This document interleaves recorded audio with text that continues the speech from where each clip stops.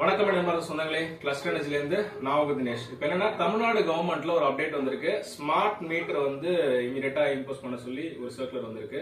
Smart meter already இந்தியால வந்து 25 crores smart meter வந்து போடணும்ன்றது வந்து டார்கெட். அதுல வந்து 75 lakhs கிட்டத்தட்ட நவம்பர்லயே போட்டாச்சு ஆல் ஓவர் இந்தியா.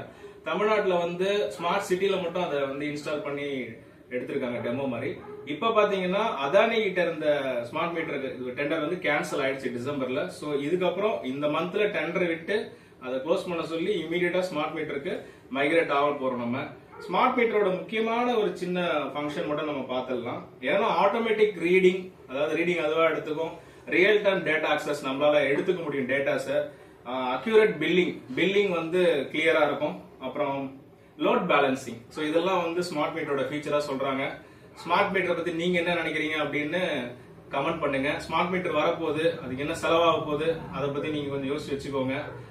ரெண்டாவது, இந்த மாதிரி இன்ஃபர்மேஷன்ஸ் வரணும் அப்படின்னா நம்ம சேனலை வந்து சப்ஸ்கிரைப் அண்ட் ஃபாலோ பண்ணிக்கோங்க. மறக்காம ஷேர் பண்ணுங்க. தேங்க்யூ. கட் பண்ணிடுவோம்.